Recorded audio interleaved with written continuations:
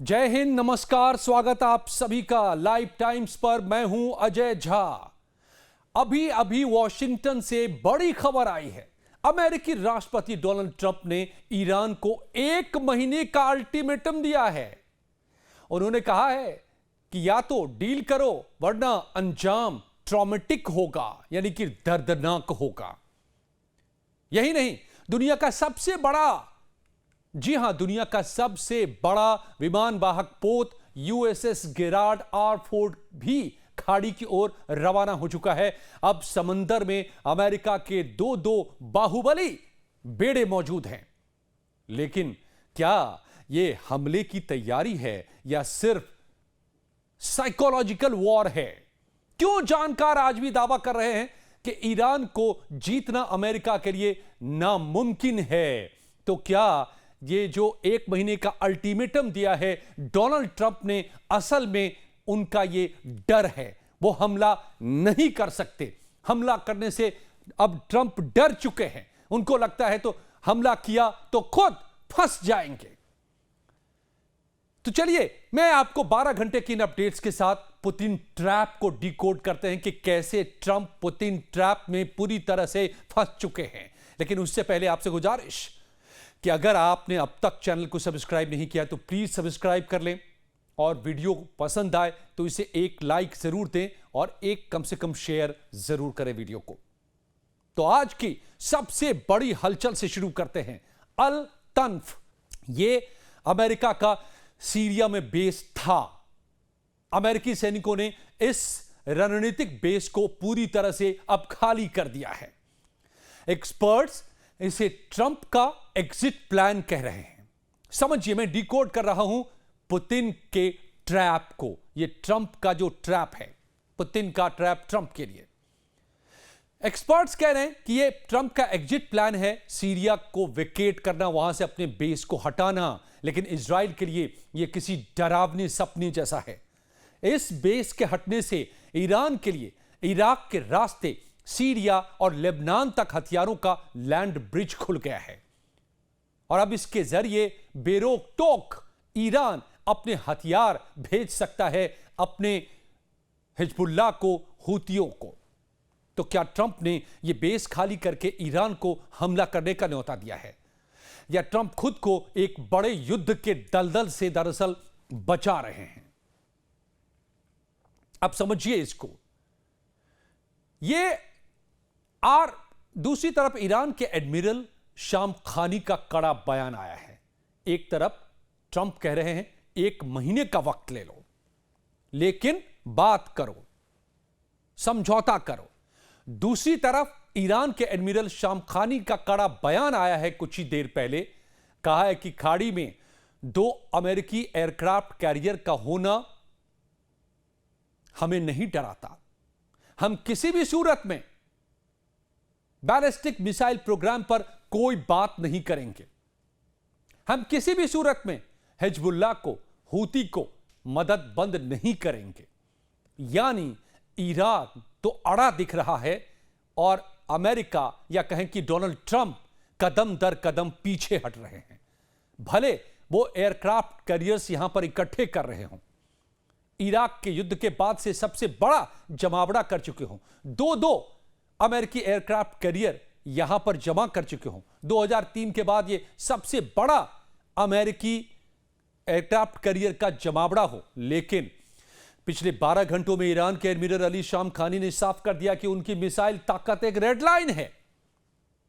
और इसीलिए दुनिया के कई डिफेंस जो अखबार हैं वो साफ तौर पे कह रहे हैं कि यह सच साबित होती दिख रही है कि भले ही अमेरिका के पास कितनी भी मारक क्षमता हो, ईरान की A2AD यानी कि एंटी एक्सेस एरिया डिनायल तकनीक और हजारों सुसाइड ड्रोन्स इन अरबों डॉलर के जहाजों को समंदर में डुबोने का दम रखते हैं। ट्रंप जानते हैं कि एक भी जहाज अगर डूबा तो उनकी बादशाहत का अंत हो जाएगा, अमेरिका की बादशाहत खत्म हो जाएगी। अब सबसे बड़ा ट्विस्ट पिछले कुछ घंटों में रूस और चीन की ओर से आया है दोस्तों। खुफिया सूत्रों के मुताबिक मॉस्को और बीजिंग ने ईरान को आश्वासन दिया है कि वो किसी भी एक तरफा अमेरिकी हमले को बर्दाश्त नहीं करेंगे। इसका मतलब आप समझ रहे हैं ना? पुतिन ने ट्रंप को उस पिच पर ला खड़ा किया है जहां हमला करने का मतलब है ट्रिपल अलायंस से टकरा जाना, यानी ईरान, उसके एक तरफ चीन, दूसरी तरफ रूस, और इनसे टकराना अमेरिका और इजराइल के लिए खतरनाक साबित होगा। पुतिन चाहते हैं कि ट्रंप ईरान के इस चक्रव्यूह में इतना उलझ जाएं कि यूक्रेन में रूस के लिए रास्ता साफ हो जाए, और यही बात शी जिनपिंग चाहते हैं पैसिफिक के लिए, और इसीलिए चीन भी सह दे रहा है, रूस भी सह दे रहा है ईरान को। तीनों ने आपस में समझौता किया है हाल ही में सैन्य सहयोग का। तीनों मिलकर अभ्यास यहां पर शुरू करने जा रहे हैं चंद रोज में, जो अगले 15 दिनों तक चलेगा। यानी रूस और चीन के बड़े बड़े जंगी जहाज यहां पहुंच चुके हैं ईरान के पास। तो क्या ट्रंप पुतिन की इस चाल को समझ पा रहे हैं? शी जिनपिंग की झांसे को क्या वो जान पा रहे हैं, महसूस कर पा रहे हैं?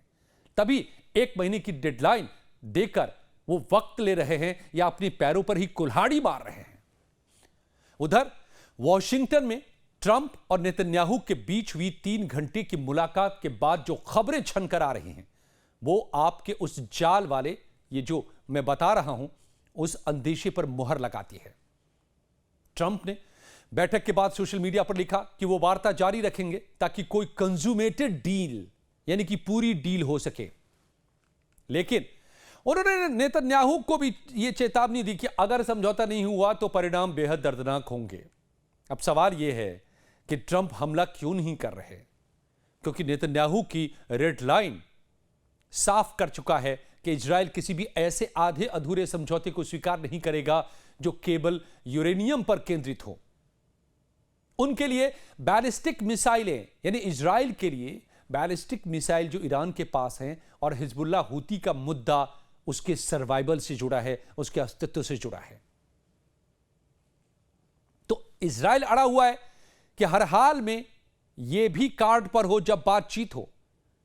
लेकिन ईरान क्या कह रहा है? ईरान, आज तेहरान की बात मैं आपको बता रहा हूं, सड़कों पर ईरान ने अपनी 47वीं वर्षगांठ के मौके पर बड़े बड़े होर्डिंग्स लगाए हैं, और इन पर क्या लिखा है? मिसाइलों की बारिश, रेन ऑफ मिसाइल्स। ईरान डराने की कोशिश कर रहा है अमेरिका को, इजराइल को। और ये रेन ऑफ मिसाइल कब हुआ था, कहां हुआ था? हाल ही में जब टकराव हुआ था, सैन्य टकराव हुआ था ईरान और इजराइल के बीच में, तो ईरान ने रेन ऑफ मिसाइल किया था, जिसको इजराइल का जो आयरन डोम है, मल्टी लेयर डिफेंस सिस्टम है, वो भी नहीं पूरी तरह रोक पाया था। कई मिसाइल घुस गए थे और इजराइल की जगह जगह कई ठिकानों पर जाकर बरस गए थे। अब होर्डिंग लगा करके ईरान कह रहा है मिसाइलों की बारिश, रेन ऑफ मिसाइल्स। और इधर ईरान के सुरक्षा सलाहकार अली शामखानी का बयान मैंने बता रहे कि मिसाइल क्षमताएं हमारी डेडलाइन है और इन पर कोई बातचीत तो होगी ही नहीं, और इस सब के ऊपर पुतिन का साया है। ईरान की यह अकड़ इसलिए है क्योंकि उसे पता है कि रूस और चीन के साथ रहते हुए 29 जनवरी के रणनीतिक समझौते के बाद अमेरिका सीधे हमले की हिम्मत नहीं जुटा पाएगा, और इसीलिए ईरान ने सीना तान कर ईरान खड़ा हो गया है। सीधे सीधे अब चुनौती दे रहा है अमेरिका को। और America, Donald Trump, president Trump हिम्मत नहीं कर पा रहे हैं कि सीधे हमला बोलते, जबकि एक तो ऑलरेडी यहां पर यूएसएस अब्राहम एयरक्राफ्ट कैरियर मौजूद है, 18 बेस मौजूद है, 40,000 से ज्यादा अमेरिकी सैनिक मौजूद हैं। ऊपर से अब सबसे बड़ा एयरक्राफ्ट कैरियर भी यहां पर पहुंचा रहे हैं, लेकिन हमले की हिम्मत नहीं कर पा रहे। जो कल तक कह रहे थे कि अब वक्त आ गया है, अब डेडलाइन पूरा हो चुका है, किसी भी वक्त हमला कर देंगे, जल्दी से ईरान मान जाए। लेकिन अब डोनाल्ड ट्रंप को लग गया है कि ईरान डर नहीं रहा, बल्कि ईरान तो धौंस दिखाता रहा है, ईरान तो अब आंखें तरेर रहा है। और इसीलिए मैं लिख रहा हूं कि हमले की हिम्मत क्यों नहीं। क्या है यूएस का डर, और यूएस का डर क्या है इसी को मैं बता रहा हूं, समझिए। क्या है पुतिन का ये ट्रैप खेल पुतिन रहा है, पुतिन खेल रहे हैं और ईरान के जरिए अब अमेरिका को यहां पर फांस चुके हैं, डोनाल्ड ट्रंप को फांस चुके हैं। तो क्या पुतिन की जाल में फंस चुके हैं ट्रंप? बिल्कुल, स्थिति वैसे ही बन रही है। अब ट्रंप के लिए क्या हालत है? ट्रंप ने हमला किया तो रूस, चीन, ईरान का ट्रिपल अलायंस एक्टिवेट होगा और अमेरिका एक महायुद्ध के जाल में फंसकर रह जाएगा। यूक्रेन से उसका ध्यान हटेगा, तेल की कीमतें आसमान छुएंगी, रूस मालामाल होगा और अमेरिका एक लंबे समय तक यहां युद्ध में फंसकर रह जाएगा। वही ताइवान वाली स्थिति होगी उसकी। तो फिर पीछे हटे तो क्या होगा? इजराइल अकेला पड़ जाएगा और फिर इजराइल के संकट पर खतरा है, क्योंकि ईरान को अगर यह मौका मिल गया तो इजराइल का वजूद मिटा सकता है ईरान। ये डिफेंस एनालिस्ट दुनिया के बता रहे हैं। और अमेरिका अगर पीछे हटा तो सबसे बड़ा तो नुकसान उसका होगा, उसके सुपर पावर की जो छवि उसकी है वो मिट्टी में मिल जाएगी। तो पुतिन दुनिया को दिखा देंगे कि अब अमेरिका की लाठी में दम नहीं रहा। तो नरम समझौता किया, अगर ऐसा वैसा समझौता कर लिया, यानी ईरान की शर्तों पर, क्योंकि अब इसको समझिए, अमेरिका ने 3 सबसे बड़े मुद्दे दिए हैं। न्यूक्लियर प्रोग्राम, जो न्यूक्लियर एनरिचमेंट है, यूरेनियम एनरिचमेंट है, उसके लेवल को कम करना, ताकि उतनी ही सफाई करना यूरेनियम की जिससे बॉम्ब न बन सके। बॉम्ब के लिए हाईएस्ट लेवल ऑफ एनरिचमेंट चाहिए, यानी कि सबसे ज्यादा शुद्ध प्योर फॉर्म में चाहिए यूरेनियम, उतना सफाई ना करे। इसको कमोबेश मानने को तैयार हो चुका है ईरान।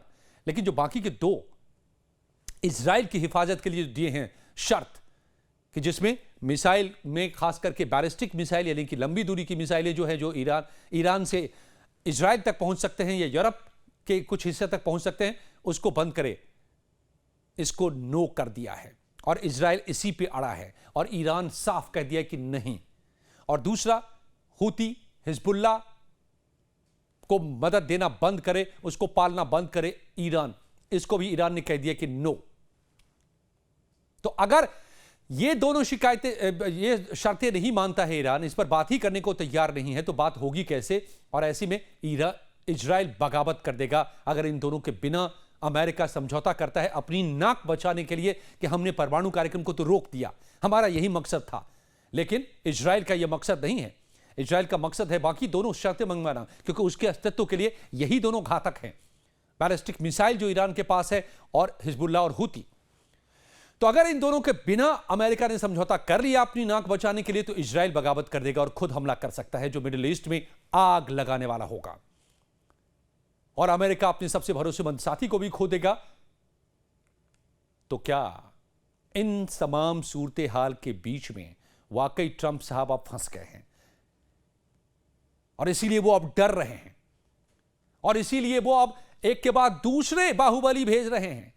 अब अपना सबसे बड़ा एयरक्राफ्ट कैरियर भी भेज दिया, यहां पर रवाना कर दिया है जेरार्ड को। तो जेरार्ड अगर पहुंच भी गया तो भी हमला कर पाएंगे? नहीं कर पाएंगे। मैंने बाकी हालात आपको बता दिए।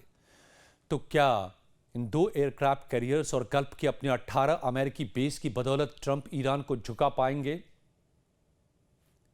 वक्त की सुइयां तेजी से घूम रही हैं। एक तरफ ट्रंप का 30 दिन का अल्टीमेटम है, तो दूसरी तरफ ईरान का मिसाइलों पर साफ इनकार है और दुनिया के डिफेंस एनालिस्ट चेतावनी दे रहे हैं कि अमेरिका यहां अगर युद्ध में कूदा तो ऐसा फंसेगा जो आज तक कई देशों में जाकर जो फंसा था उससे भी बुरा होगा। भले आखिरकार ईरान को अमेरिका हरा दे, लेकिन वो it will be to costly, ये बहुत महंगा साबित होगा अमेरिका के लिए, और ये इतनी कीमत चुकाने को अमेरिका भी तैयार नहीं है। तो देखिए दोस्तों, अब ये बिसात जो बिछी है, कल क्या होगा, क्या कदम कौन उठाएगा, क्योंकि खेल अब महाशक्तियां रहे हैं यहां पर। एक तरफ ट्रंप तो दूसरी तरफ पुतिन, जिनपिंग हैं, और बीच में फंसे नजर आ रहे हैं ट्रंप, क्योंकि वो उनके साथ नेतन्याहू हैं, जो अब 3 घंटे की जो मुलाकात हुई उसमें बता गए वो, जो उसके बाद ट्रंप के लिए अब उगलना निगलना दोनों मुश्किल हो गया है। आपको क्या लगता है कि ट्रंप अपनी शर्तों पर ईरान को झुका पाएंगे, समझौता हो पाएगा या नहीं हो पाएगा? कमेंट्स में हमें जरूर बता पाइएगा। और वीडियो की जानकारी आपको अच्छी लगे, ये आपको बात सही लग रही हो उन तर्कों के आधार पर जो मैंने वीडियो में बताए, तो कमेंट्स में हमें जरूर बताइएगा। वीडियो को लाइक जरूर कीजिएगा और इसे अपने दोस्तों से साझा जरूर कीजिएगा, शेयर कीजिएगा दोस्तों, इससे हमें मदद मिलती है। Thank you so much for watching. बहुत बहुत धन्यवाद।